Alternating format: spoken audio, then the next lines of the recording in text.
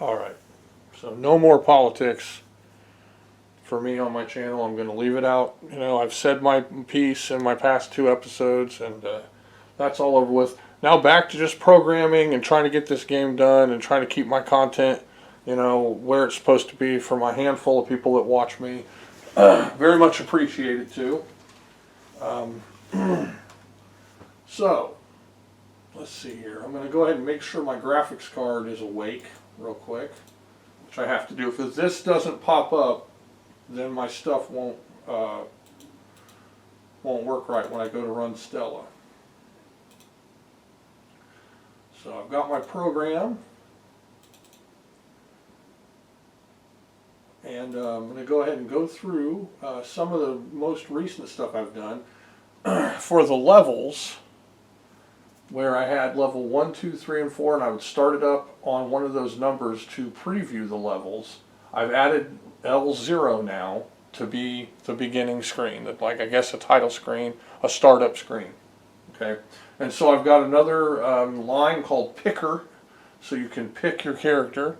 All right, and I've added joystick 0 left and right. Later I'll add joystick 1 left and right for the second player, and that's going to activate the versus mode. So right now this code here is just for the one player mode of the game. Okay, after I create the versus mode part of this little extra, then I can program the AI kind of stuff, the way the computer is going to fight with you. Okay, usually it's just using the same random numbers generator to balance out the fighting. It's a very, very, well, once you know how to do it, it's not too complicated. It's just kind of, you test it out. You just, you know, you play test it and see how it reacts. But it's essentially just, once you get variables that are working alongside button presses to do the moves, you're just using a random number generator to activate those same variables. It's not difficult.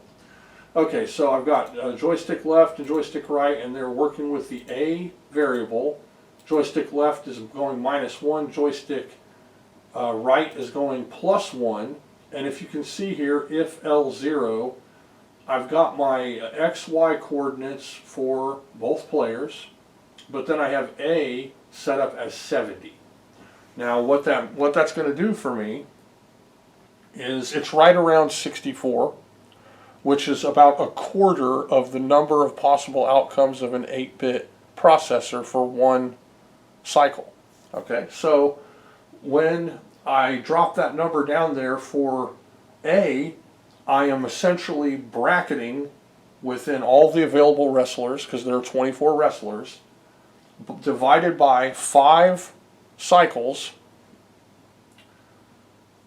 the beginning of the game. So within that, it'll be 128 roughly.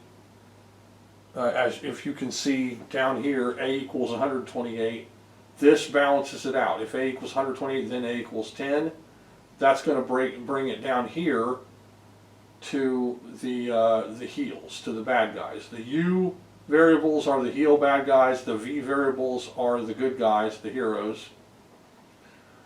Okay, so the way I've set this up is you're adjusting the A variable, either subtracting or adding to it, starting from 70. So by pressing left, it's going 69, 68, 67, 66, 65. And so once it reaches 65, then U equals 1, and that's going to be your heal character.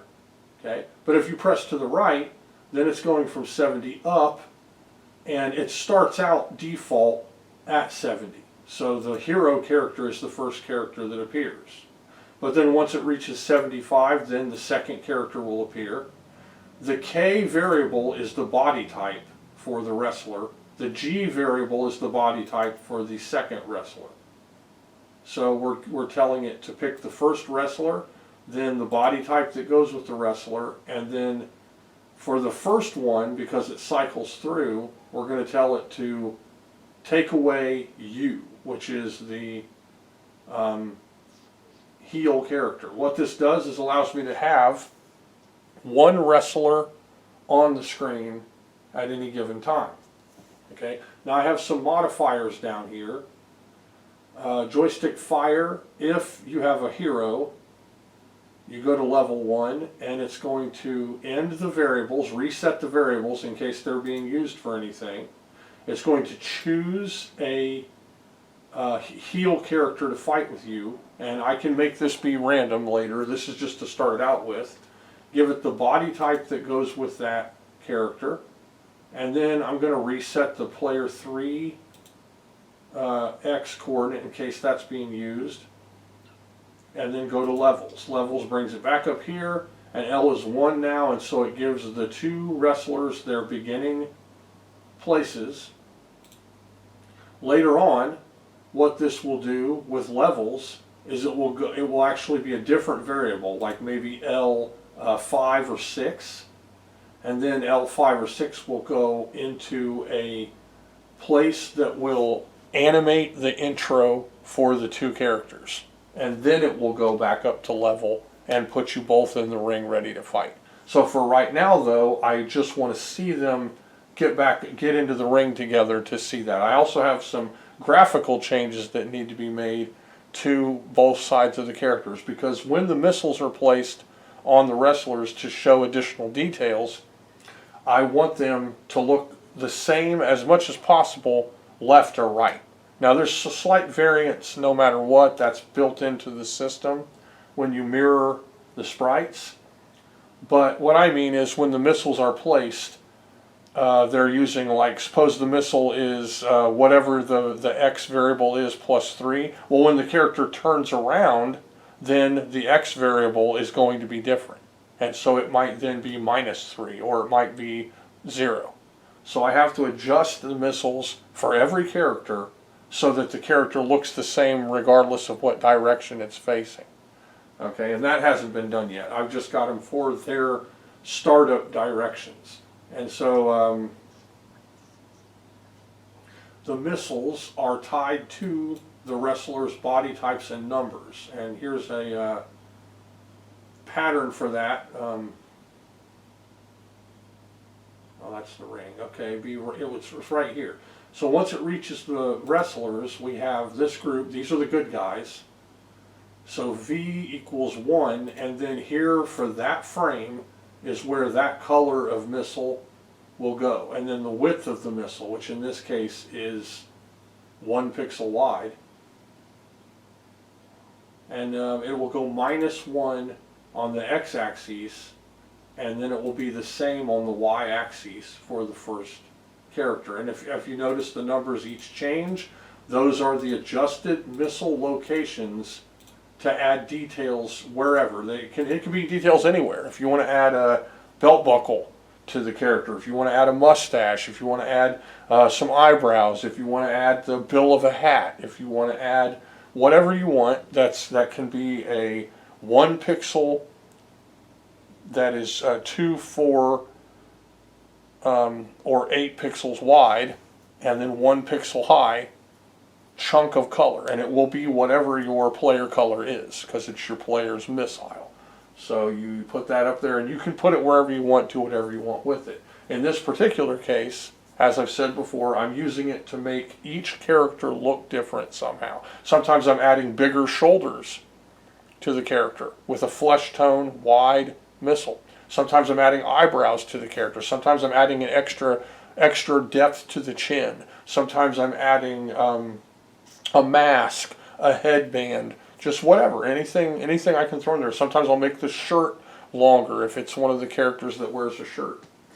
And each of those just adds differences. Now, of course, the color differences also make the characters look different, but adding the missiles for extra details makes them look even more different than each other, even though I'm using only 4 different unique frames and 2 different identical frames. So all the good guys will use the same unique frame, or one of two unique frames and the same detail frame.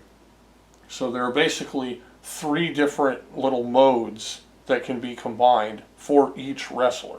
So all the wrestlers that have long hair and knee pads use the same body frame as the ones who have short hair and no knee pads. And then on the bad guys, all the wrestlers that have a bald head and kind of buggy looking eyes and a shirt use the same second frame as the wrestlers who look normal, have short hair and just trunks and boots. And what that does is makes it so when I add the moves later on, the second frame of the moves will only be one frame. And it cuts way back. It cuts way, way down. It cuts by 2/3 the amount of frames that I would need otherwise if they had a unique first and second frame for every move. So if it was, 30 frames that I had to make, then it'd be 10 frames that I'd have to make instead. So as you can see, when you're really having a ROM space constraint, which you do have here, then you have to come up with creative ways to do that. And that's the same thing I did with Yeet Fighter. Okay, so the variable for the good guy and then the color for that first frame of the good guy, the size adjustments to either make them wide or extra wide or to make the missile different widths. 1 at 0, 2 at 1, 4 at 2, 8 at 3 here. And then the XY locations based on the variable that controls that character's XY location. So where the character goes, the missile will go everywhere that character goes and end up in exactly the spot that I want it to. Okay. And this will have to be adjusted. Right now, it's only, so for V1, they start without being mirrored, facing to the right. Okay? The other characters start mirrored, facing to the left. So when they pass each other and automatically face a different direction, then I need to have the missile locations be different.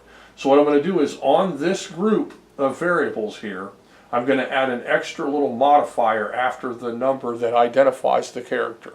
And then that modifier will be the location of the character. So there will be twice as many of those. There's 12 rows right there. There will then be an extra 12, so there'll be 24, and then the first 12 will be if the character is where it normally starts, to the left of the other character, and then the second row will be if it's to the right of the character. Here you can see the pixel by width adjustments. We can see that if the character is, if I, which is the X coordinate for player 1, okay, -8, so the width of a sprite is less than M's X coordinate, then reflect player 0, 8. Okay, that means reflect or reflect player 1, I mean. No, reflect player 0. So this is reflecting the other player. Okay, and not reflecting yours. The new size register is what reflects characters in the multi-sprite kernel. So this little deal here says if they go past each other and are facing the other way, one sprite width, 8, then, and this is how it starts. This is the very beginning. The player 1's on the left side, player 0's on the right side. You're actually playing as player 1 in this game if you choose a hero or a gerbil face. If you choose a heel, you're playing as the player 1 sprite, which is actually player 2. Or I mean, the player 0 sprite, which is actually player 1. I'm getting it mixed up here. So then you go past the character. You're on the left side, you move to the right, and the characters pass each other for whatever reason. Maybe you body slam them and then you're on the other side of the character or something. Then this changes. And we have the -8 is greater than the X location of the other player. Then you are mirrored and the other player is not mirrored. And of course that has to happen twice. So all of those color and missile locations have to match up with that. And so where I'll have that -8, I'm just going to go ahead and plug that in. What I might actually do then once I add those is add the new size and reflect variables to each line. And eventually I can consolidate that code. Where anything is the same, I can smush and consolidate and change it. There's a good chance though that the least amount of code would be to just add that -8 modifier for the second row for the character. And then once that's there, I will go and change the missile locations so that those all match up. All right? So that's just for the details. So let's go ahead and start the game now, and we'll go ahead and go back up to where this new code is that we're looking at. These are the each character you can choose from. There's 24 different characters, and at first it's set up as a one-player game. I'm going to add the second player mode very soon, probably today. And so here we go. You've got your character on the left. There's the camera ready to watch him go up to the ring. You got your crowd ready. There's, like I said before, there's probably going to be some music playing here after you choose the character. And then I'll press to the right and see it chooses the next character. Okay, and I can cycle through each character. And these are all the hero characters, or as our deceased but remembered best tag team partner ever, Road Warrior Hawk, called Gerbil Faces. Okay, I didn't come up with that. I don't want people to think that I was creative enough to come up with the name Gerbil Face for the good guys. Now his right knee pad, I think, looks a little squished, or his left foot leg knee pad looks a little tall. I might do some graphical adjustments there to either shrink the left side knee pad and raise up the right side one, something like that. And I'm cycling through the characters. Once I reach that 12th character, there we go. Now we're looking at the heels. Now you've gotten into the heel characters to choose from. And I'm keeping them right side, left side, both because the missiles have been lined up to look proper that way, but also to show you that you're picking a bad guy now. He's actually on the other side of the fence. And we're going to cycle through the different bad guy characters that you could choose to play as.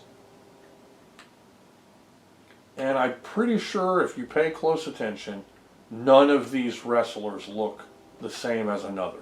You can tell, yes, I'm using the same kind of body type. If you look at pro wrestling for the NES, that's what they did. All of the wrestlers have the same bodies. They just have different color palettes and different faces.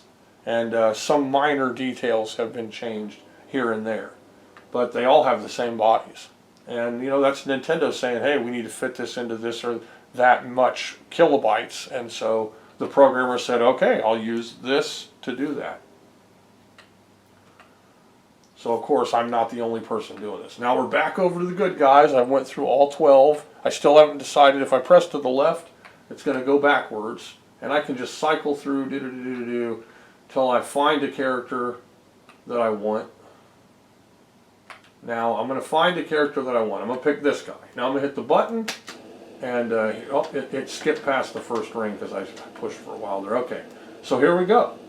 It set me up with the heel wrestler that I'm going to fight against, and we're ready to move. Okay, got my ref moving around.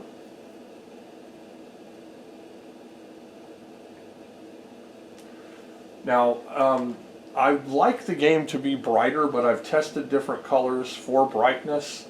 And this is about as bright as I can get it. I might try different colors. When I redo this game as an all-girls game, I might choose a girly color as the background, like pink or something like that. I'm not 100% sure yet. I also might change this background color before it gets out there. This is a good balance, though. It doesn't shimmer or anything like that too much. It looks good on a television, and it is bright enough to see what's going on, but it is kind of darker than what I would want. I want it to be just slightly brighter. Okay, let's go ahead and cycle through these again. I'm going to get that guy deaded out. Here we go. I love this scene so much. Now you can run up and then grab that guy before he gets a chance and then body slam him, right?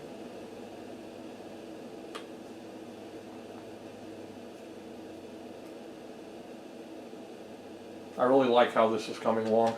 Now, I've got all of the frames, pretty much all of the frames ready to be dropped in for the first body, and then therefore the second one that all of them will use for at least the first character. Okay, so I'm going to be dropping those in and just seeing how much room they take up overall to get kind of a look at where I can get. Now, one way to help with some of this would be to use certain frames for all of the wrestlers, like the unique frames for them walking with the different hair and colors and everything, and the different colors no matter what. Of course, the different colors are going to be there no matter what, because they'll work with any frames at all. That doesn't matter. But as far as adding character uniqueness or adding extra frames where they're not needed, wherever I don't absolutely need an extra frame, then I'm not going to have one. So I might have it be that when you suplex a character, maybe I'll make it so that you don't see their head because it's under the arm of the other wrestler. Well, that means that I can use that same body being held up in the air for every wrestler that's being suplexed on one or the other side. That means I don't have to do two different unique body slam or suplex poses. Now, of course, some of them have knee pads, so I probably will have to do something like that with them. But it all depends. It all depends on, there's always a way to be creative about it. And it's important. It's very important to be as creative as you can about it. So I know I have at least a couple of unique frames for most of the moves that I'm going to need. And I might have to change things. I might have to change things around. Like maybe getting rid of the t-shirt would be good. I don't know though. So let's reset this. Okay, here we are. We've reset. We're back at the beginning screen. And I'm going to go ahead and cycle through. We're going to grab one of the t-shirt guys here. Oh, now you see it didn't choose him. Oh wait, no. I know why it didn't choose him. I didn't.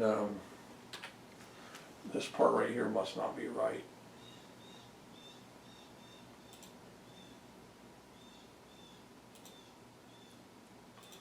Equals 1K1. So this should be the other guy, and it did that. If U is greater than 0,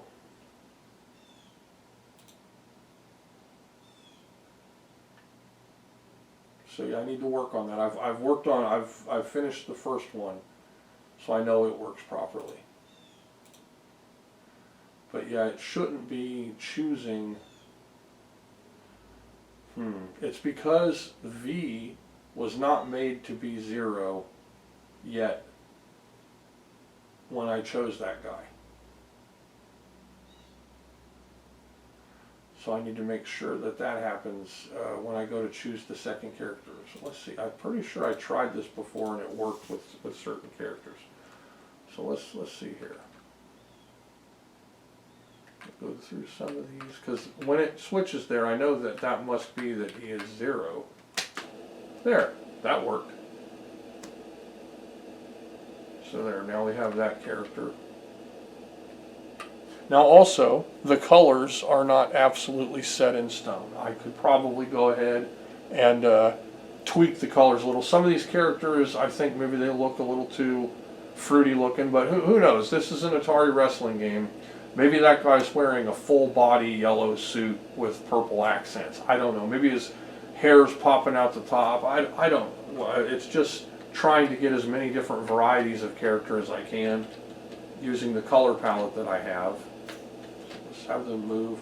Now you can see where the missiles are not lined up properly. So I'll go here, see the one on the right, he's got his beard in the right location and stuff, his eyes are in the right location. Then I switch places, oh now his eyes are messed up and his beard's messed up. I need to go in and change the XY locations for him when he's on the left side and his body's being mirrored. And the guy on the right, if you notice, his hair is messed up. So let's move him back, there we go. Now his hair is where it's supposed to be. There we go.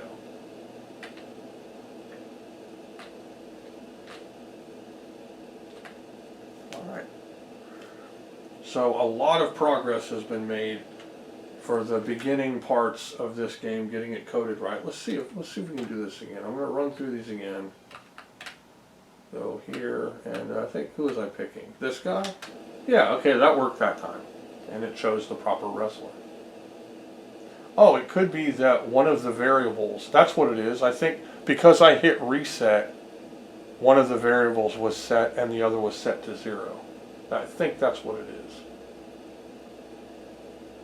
So it looks like the one player opponent, in case you pick a heel, is this yellow guy. And I might change that. Again, I might add randomization so that you don't know who the first wrestler is going to be. Also, I might make a specific order that you wrestle them in, and then you have maybe a, I don't know, intercontinental title match, or have a champion match or something like that. You know, it's a story mode because it's one player. When the 2-player mode happens, then on this selecting screen, there'll be 2 wrestlers visible, one on the left and one on the right, and then you'll cycle through them with the joystick, and then we're going to have it so that, I might have it so that both people have to press the fire button to make it go into the wrestling mode. That way, if it's the left player pressing fire, it could force the other person to have a character they don't want. And if it's only the right player pressing fire, it could then force the left player to be with the wrestler they don't want. But if I make it so both of them press fire and then that starts the match, then it gives them both a chance to choose whatever character they want. So that's probably what I will do now that I'm thinking about that. And if you've noticed, I've used the pose, the second frame in stepping, to add some different varieties to their stances, to make them look even more like different wrestlers.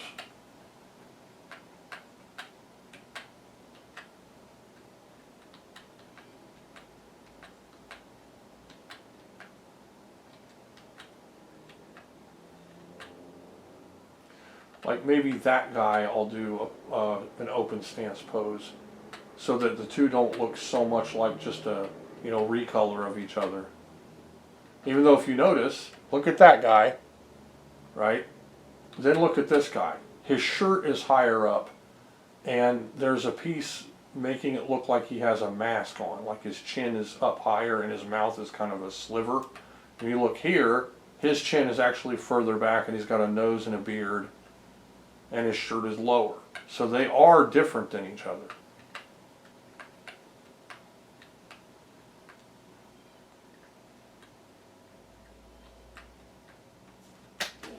Now that picked that guy, which I don't know why. I think it has to do with whether I just pressed right or left. So I'm going to cycle through again until I get to the character I want.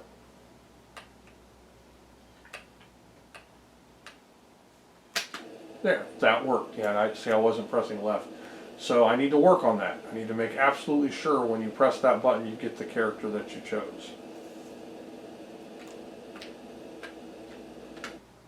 Alright, so we're very close though to having a working character selection screen that then will open up the pathway for both modes to be used. Okay, and so let's see, I'll press left now and just test that out. I'm pressing left only. There, yep, that's what it is. If I press 2, now I'm pressing right. It's going to cycle through, and then we're going to go da-da-da-da, get to that same character. Now it's going to work. So we know that's what's going on here, is if I press left, even if I'm in the heels, it will choose the last hero character or the first hero character. So I need to go in and make sure to adjust. It'll take 2 lines of code that tell it, that if U is greater than 0 or less than 13, and joy 0 left, then V equals 0, something like that. It'll zero out V, and then the last U, which is the character heel, will be the one that's chosen. Something like that. Easy code. I really like the colors, and I like this guy looking a little tiny bit like Hogan, not entirely like him, but now I'm just wanting this guy to jump off there. So many ideas about how to handle this game, because there's so many ways that wrestling has evolved, and just the way it works out today. This is going to be there's going to be a massive amount of code for the moves. So once I plug in the graphics for the moves, the next thing I have to do is go in those different banks that are going to be looping back up after gathering code. It's going to stall the game. It's going to take up a lot of time, and I'm going to have to be very careful about how I do this, because I can't put all the code possible for all the wrestlers in one big loop, because then it will be running through checking all the variables, and it will take up too much time and cause sputtering and stuttering and skipping and flashing and stuff like that. It will exceed the cycle count before it gets all the data to return the data and draw the screen. So I have to have little chunks where your wrestler will do these specific sets of moves and timings, and then it will only pertain to certain wrestlers. And he won't fall off there yet, of course. Alright, so let's try another one. I'm going to go to the right.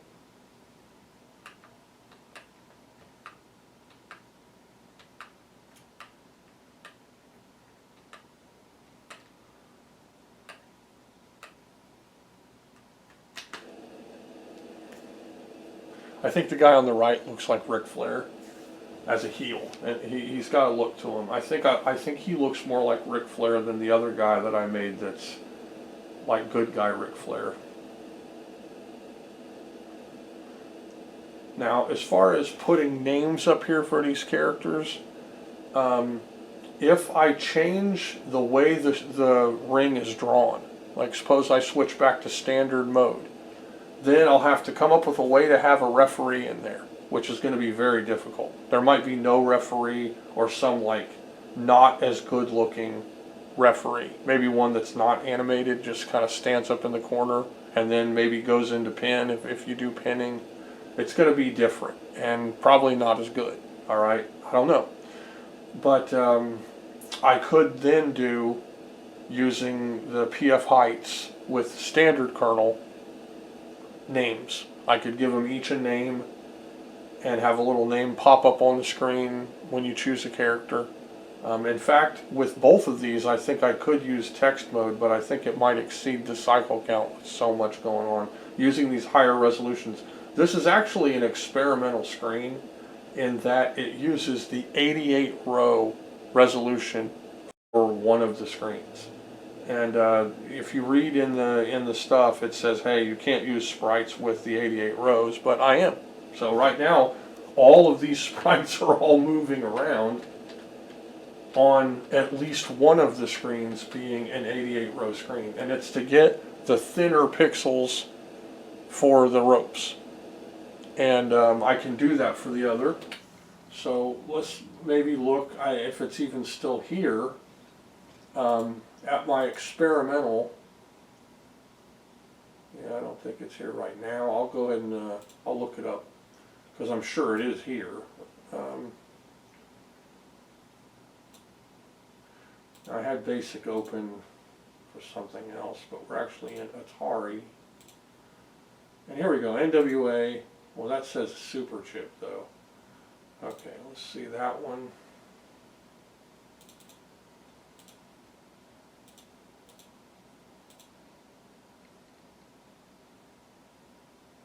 So there we go.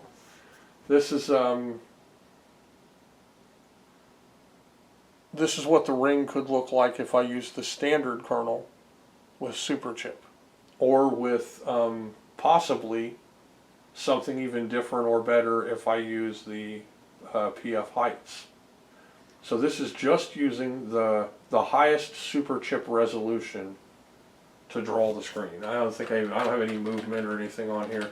Now this is the other option for in case, you know, I just need more ROM space and I can't afford to take up so much space. Okay, and I like how this looks. There's nothing wrong with it. I like the red, white, and blue ropes a whole lot. I think that's great, and I could probably do more frames of background and ring-related animation. Like getting the ring to animate on Multisprite is going to be very difficult. I'll probably have, well, okay, let's put it this way. If I'm exceeding the cycle count just barely, enough to make it so when you do a move, the screen jitters just slightly, that's a free special effect. And I would keep it that way. I might even be able to intentionally program it to just barely break the cycle count. All you really need to do if you want to do that is have too much random number generating, because that really bogs it down. But so this is one option here in case I choose to change gears. Now, of course, all of the character animation, all of the character sprites can just be dropped right in, and that is not that's not a problem in the slightest bit. So none of the work other than the backgrounds would have to be changed. Okay, so I think I have one other one, but I don't know that I was working on. Oh man, I'll go ahead and remove that real quick. I'll remove the run out one.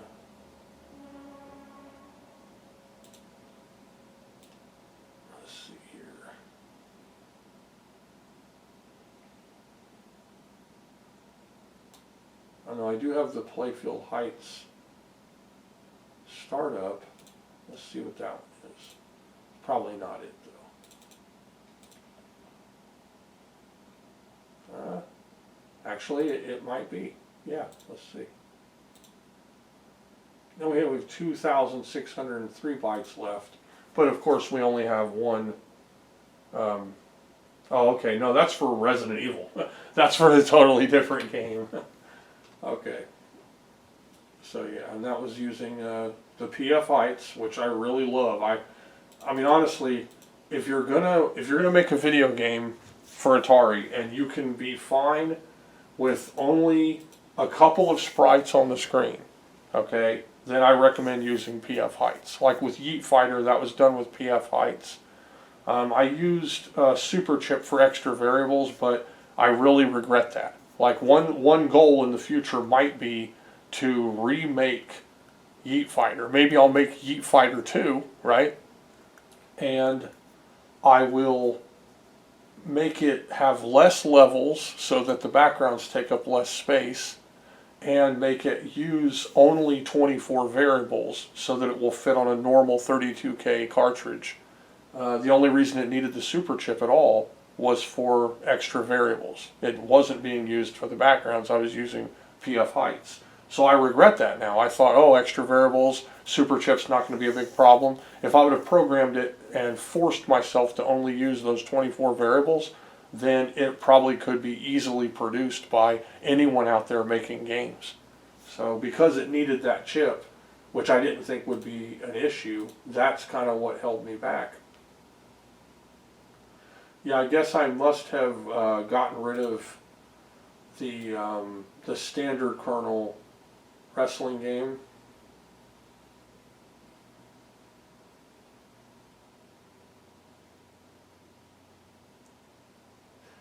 Yeah, so I've got my Multisprite startup. This one is, I think, Super Chip, yeah.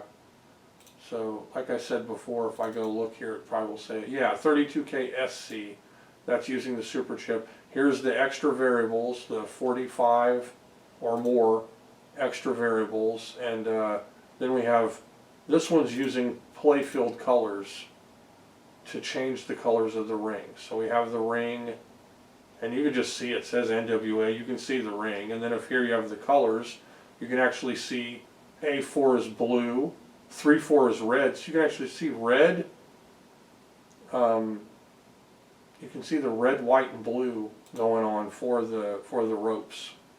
Here we have the second set of ropes, and then additional colors for the ring. Okay, and then my Rasslers, which don't have nearly as many frames. Once I add the extra frames that have already been put there for the Rasslers, then this might actually end up being the same amount of K left over as with the Multisprite kernel, because remember the Multisprite kernel is only 16 rows wide with the playfields. It's going to be using less ROM, plus it exists in a different way. The background is there. The background is draw screen kind of in Multisprite, to explain with brevity. So in this case, because it's not that way, draw screen can happen anywhere. But with the Multisprite kernel, draw screen needs to happen within the loop that the background is in. So you can go sub and grab graphics from anywhere as long as your draw screen is in the loop with your background. I might be wrong about that now. Like I said in the last video, and I'll go ahead and say this again before I sum this one up, I'm using a specific version of Visual Batari Basic or Batari Basic. There is one newer version, and I'm not having success with it, so I'm not using it. I've chosen not to use it, and so my instructions here, although they're going to help anyone that's using any kind of basic in a universal type of way, if you're trying to do exactly what I'm doing here, you may need the version of Visual Batari Basic, or at the very least a version of Visual Batari Basic from before the very last one. Okay, so if I look, I don't know, let's see if I can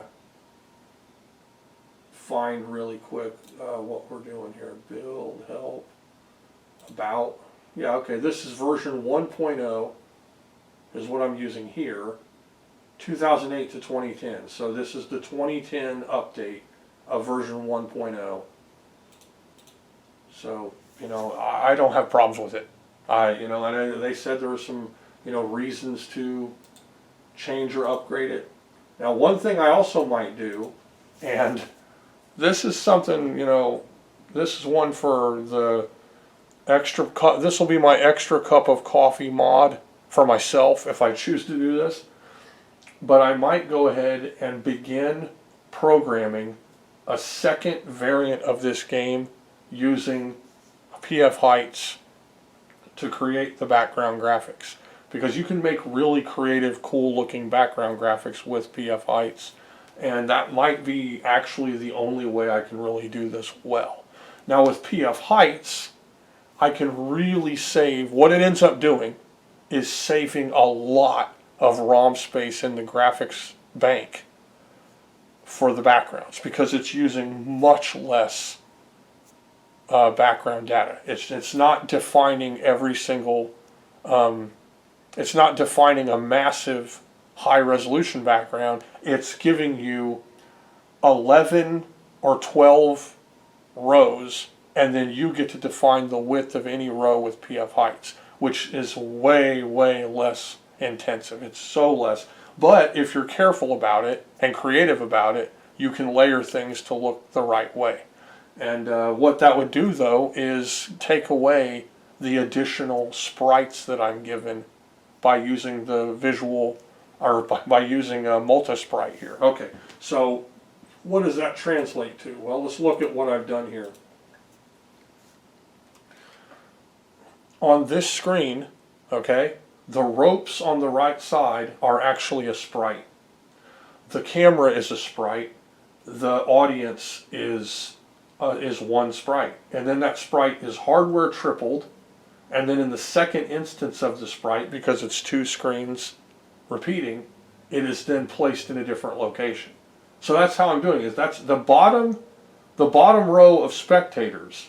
For real, that is one sprite, and that's it. That's how I'm getting every one of those characters, and they're all moving and stuff, and they all have different colors and are unique. That is one sprite, but that's a trick with the Multisprite kernel that I'm doing. So let's go ahead and I'll choose a Rassler real quick. I like this guy. Let me see if I'm going to go. Let's see here. There we go. Okay, now on this screen, all of the signs that are popping up on the background are sprites. So I would be losing those. On this screen, the ropes are a sprite, the announcers are one sprite, and again the same effect with these guys. This is one sprite being repeated a second time, but also being hardware tripled and spaced out and animated with a random number generator. So I would lose all of that detail switching to the standard kernel. I'd get 2 Rasslers and then whatever manipulations I can come up with the background. But what I could do is make a lot of these effects in different ways, in less awesome ways. I would definitely be less graphically awesome, the background would be, but I could come up with little ways to do this. Now, I could also possibly move the backgrounds around.